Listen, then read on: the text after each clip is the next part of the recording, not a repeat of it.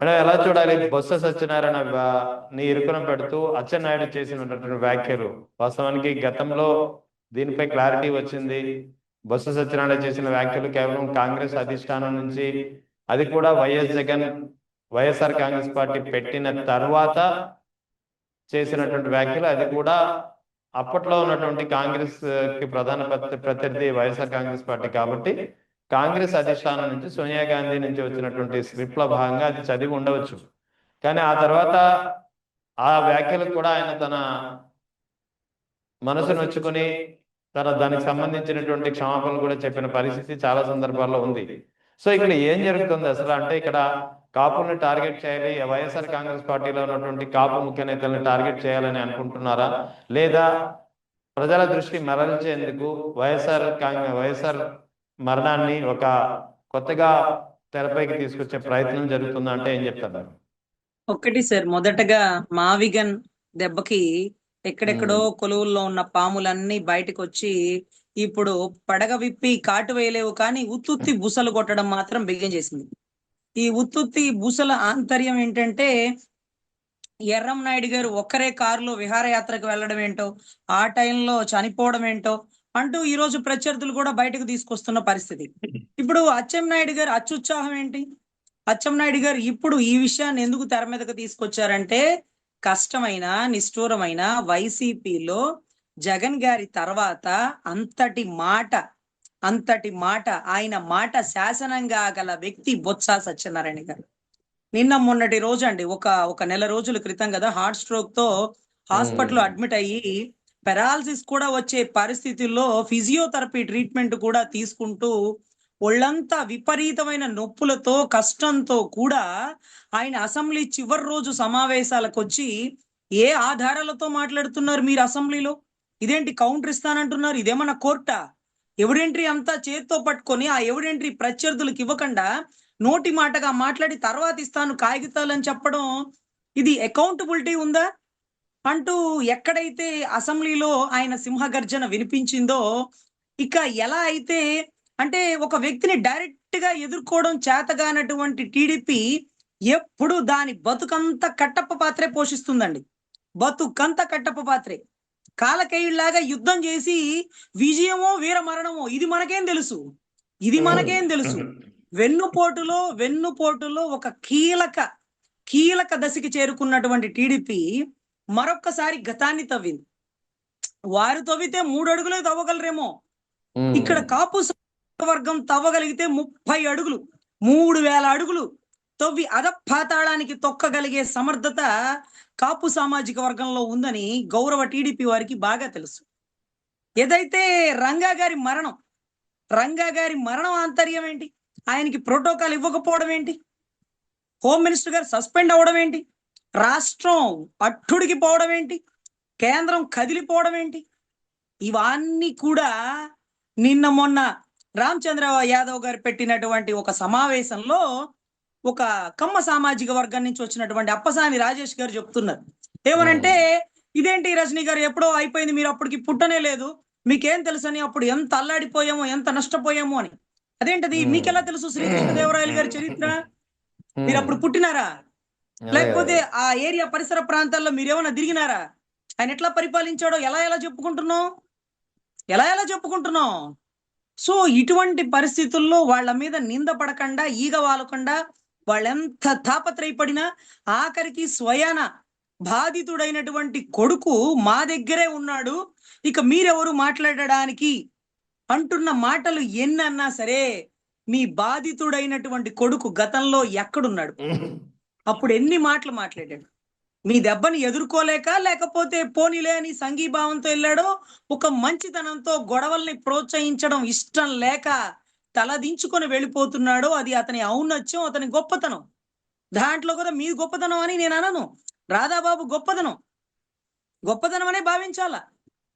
So ఇటువంటి విషయాల్లో ఈరోజు బొత్స సత్యనారాయణ గారు, ఆయనకి రాజశేఖర రెడ్డి గారితో ఉండేటటువంటి సన్నిహిత సంబంధం, రామచంద్రయ్య అండి, ఆయనకి రాజశేఖర రెడ్డి గారితో ఉండేటటువంటి సన్నిహిత సంబంధం. సో ఇలా కొంతమంది ఉంటారండి. ఆఖరికి రామచంద్రయ్య గారి వియ్యం కూడా అనుకుంటారు రఘురామకృష్ణరాజు గారు.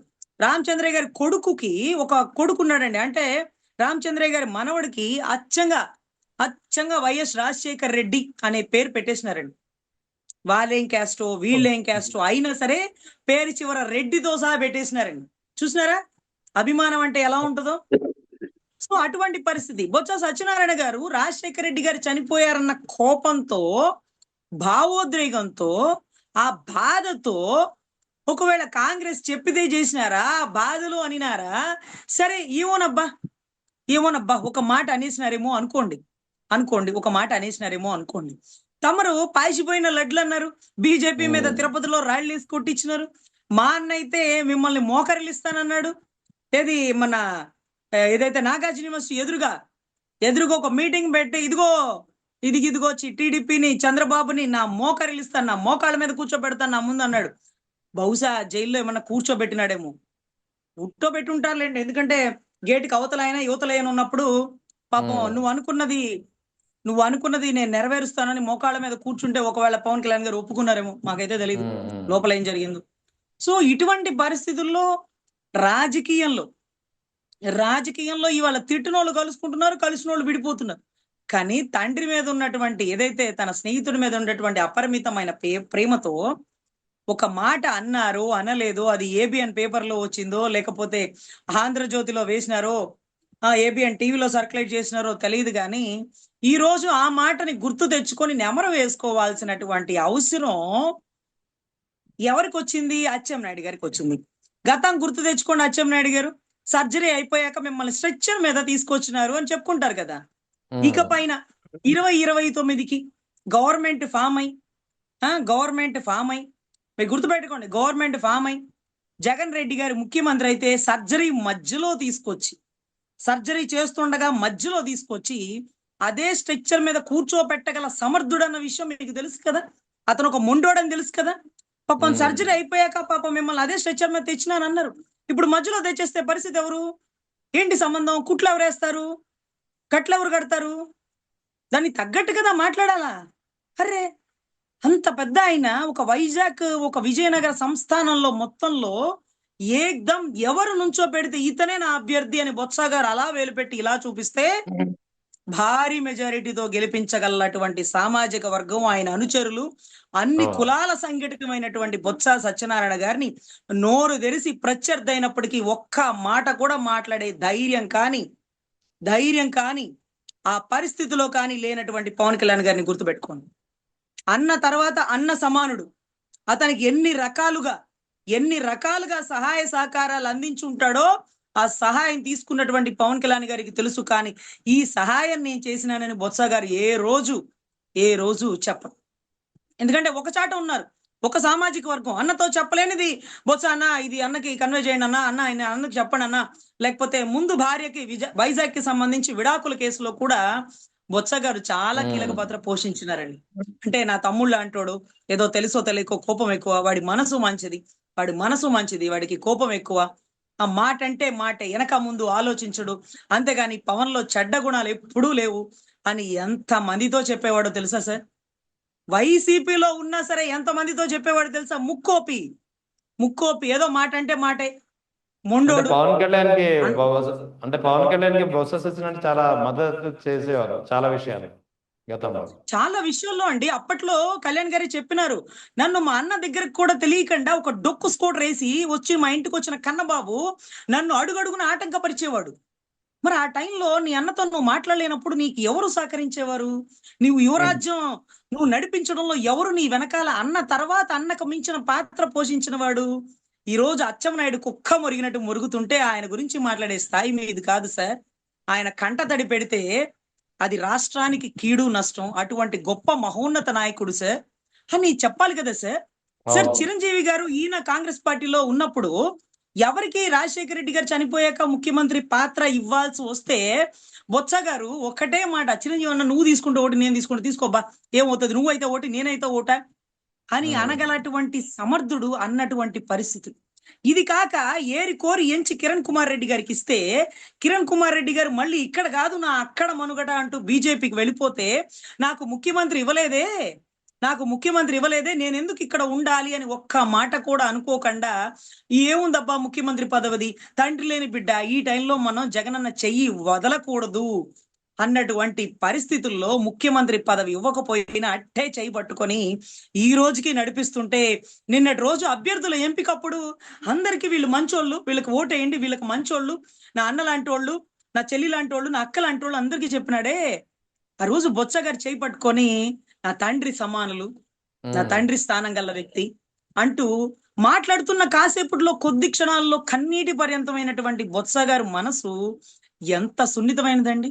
ఈ రోజుకి వాళ్ళ ఇంట్లో ఎక్కడ కూడా రాజశేఖర్ రెడ్డి ఆయన గుర్తు వస్తున్నారు అనే పదాన్ని ఎక్కడా వాడరట. ఆయన పదం చెప్తుంటే తింటున్నవాడు కూడా. అప్పట్లో మనం అందరం కలిసి కూర్చున్నప్పుడు, ఇదిగో రాజశేఖర్ రెడ్డి, ఇదిగో ఇదిగో బొత్సకి ఇది ఇష్టం అనేవాడు, గుర్తుందా బొత్స అనగానే తింటున్న మనిషి వెయిట్ చేసేవాడట. తర్వాత వాళ్ళ ఇంట్లో వాళ్ళు చెప్పేవారట, లేదు లేదు ఆయన పేరు ఎత్తకండి, ఆయనకి ఎమోషన్ అయిపోతారు అంటే, అయ్యో మర్చిపోయినా, ఊరుకోబోచ్చా, నువ్వు లేకపోతే, ఇప్పుడు రాజశేఖర రెడ్డి గారు లేకపోతే నువ్వు లేవేంటి, నువ్వు లేవేంటి, ఆ కొడుకు వెన్నంటే తండ్రి సమానుడివి, వదిలే, ఏం కాదులే, మర్చిపోయి గుర్తు చేశాను అనేటటువంటి పరిస్థితిలో ఉన్నటువంటి ఆ కుటుంబం సార్ ఈ రోజు ఆయన ఎక్కెక్కి ఏడుస్తుంటే ఆ నియోజకవర్గ ప్రజలందరూ కన్నీటి పర్యంతం అయ్యారు. మీకు కూడా తెలుసు, అంబటి రాంబాబు గారికి సహకరించినానో, లేకపోతే 7 గంటలు ఇళ్ల మీద దాడి చేస్తే ఖండించినానో, ఎన్ని మార్లు మీరు కనుక్కోండి అంబటి రాంబాబు గారిని. ఫోన్ చేసి, అమ్మా నా కోసం నీ పదవిని వదులుకున్నావో, పార్టీ నుంచి బయటకు వచ్చినావో, ఈ రోజు ఈ పనికి మాలినోళ్ళు నిన్ను బూతులు తిడుతున్నారో, ఒక్కసారి నిన్ను ఎదురుపడి నీకు కనీసం కృతజ్ఞతలు చెప్పాలన్న ఆతృతతో ఉన్నాను తల్లి, నీకు ఇబ్బంది లేకపోతే ఒక్కసారి కనపడనా అని ఒక 10 సార్లు అడుగుంటారు సార్ అంబటి రాంబాబు గారు మా పక్క సందులో. అయినా సరే, వద్దులే అన్నా, ఏముంది మీకోసం అని కాదులే అన్నా, అది చట్ట విరుద్ధం అన్నా, మిమ్మల్ని అరెస్ట్ చేస్తానో జైల్లో వేస్తానో నేను వచ్చుండేదాన్ని కాదు. మీరు కూడా అప్పట్లో పవన్ కళ్యాణ్ గారిని తిట్టేవాళ్ళన్నా, నాకు అసలు నచ్చదన్నా, అలాంటి తప్పుడు మాటలు ఏ రాజకీయంలో ఎవరు ప్రత్యర్థులు ఒకరు తిట్టుకోకూడదనే సిద్ధాంతాలు కలిగిన దాన్ని, అది వద్దులే అన్నా, మిమ్మల్ని కలవడం నాకు ఇష్టం లేదన్నా, ఏమనుకోకండి అన్నా అని చెప్పేదాన్ని. అలాంటిది బొత్స గారికి హార్ట్ స్ట్రోక్ వచ్చింది అనగానే మీకు చెప్పినానా లైవ్ లో, నేను వెళ్ళి హైదరాబాద్ కలిసి వస్తాను సార్ వైజాగ్ కలిసి వస్తాను సార్, ఇది రాజకీయం అనుకోండి, లేకపోతే వైసీపీ అనుకోండి, కులం అనుకోండి, ఏమైనా అనుకోండి, ఒక మహోన్నత నాయకుడికి కష్టం అనిపిస్తే కనపడాల్సిన బాధ్యత ఒక ఉత్తమ పౌరులకు ఉంటుంది సార్. పౌరులలో ఉత్తమ పౌరులకు ఉంటది. కానీ రాంబాబు గారి పక్క సందులో కలవడానికి ఆలోచించిన నేను, ఎవరేమన్నా అనుకోనండి, ఆయనకి ఒంట్లో బాగలేదు, ఆయన హార్ట్ స్ట్రోక్ వచ్చింది, ఆయన కలవాలి అని తాపత్రయపడ్డానా, అదే ఆర్పి అనుకుంటా, కిరాక్ ఆర్పి, ఆయన గురించి మాట్లాడితే నువ్వెంత, నీ స్థాయి ఎంత, ఒక మేరు పర్వతం లాంటి వ్యక్తి గురించి మాట్లాడే స్థాయి నువ్వు అంటూ అతన్ని కూడా గట్టిగా వాయించలేదండి. సో ఇవన్నీ కూడా అతనికి మనం ఇచ్చేటటువంటి గౌరవం సార్, గౌరవం. అటువంటి వ్యక్తిని ఏడిపించి అతన్ని బయటికి తెప్పి మా విగ్గన్ అనేది పక్కన పెట్టుకుందాం, పక్కన పడేద్దాం అని అనుకుంటున్నారేమో. గన్ను సూటిగా ఎక్కుపెట్టినాడు గురుడు. ఇకపోతే వారు వన్ సైడే. అప్పుడు ఆపరేషన్ అయిపోయాక స్ట్రక్చర్ మీద బయటికి తెచ్చినారు. ఇప్పుడు ఆపరేషన్ మధ్యలో బయటికి తెస్తే ఎలా ఉంటుందో తెలుసా అధ్యక్ష? లైవ్ లో మీరు చెప్తారు గాని మీ 3 గొట్టాల మైకులు వచ్చి చెప్తాయి. ఇప్పుడు చెప్పండి మైకుల్లో, స్ట్రక్చర్ మధ్యలో కాదు, సర్జరీ మధ్యలో తెచ్చారు. ఒళ్ళు దగ్గర పెట్టుకొని రాజకీయం చేయండి. ఇది తప్ప, ఇది ఒప్ప, రాజకీయంలా చేయండి. వ్యక్తిగత విషయాలు మాట్లాడి ఒక మహోన్నత నాయకుడిని కంటతడి పెట్టిస్తే దాని పర్యవసానం చాలా తీవ్రంగా ఉంటుంది. అతని గురించి మీకు తెలుసు, రాధాకృష్ణకి ఒకటే చెప్పినాడు, తిప్పిన స్టేషన్ కి తిప్పకుండా తిప్పుతానని. తమరికైతే సర్జరీ అయిపోయాక తెచ్చినట్టున్నారు, గతంలో సర్జరీ మధ్యలో తెస్తాను అదే స్ట్రెచ్చర్ లో నా తండ్రి సమానుడైనటువంటి బొత్స సత్యనారాయణ గారి గురించి మాట్లాడారు కాబట్టి అని అంటే ఎటు పరిగెట్టాలి మనం? ఆ వ్యక్తి మొండాడని తెలుసు కదా, చెప్పింది చేస్తాడని తెలుసు కదా, చేసేదే చెప్తాడని తెలుసు కదా. మనకు అవసరమా తలుపులు గొళ్ళాలు పెట్టుకొని లోపల కూర్చుంటే పెంకులు పగలగొట్టి దిగ్గల సమర్థుడు మాట్లాడుకుందామా? మళ్ళీ రంగా గారి చావు ఎలా చనిపోయిందో తెలుసుకుందామా? Murder case reinvestigation వేపిద్దామా?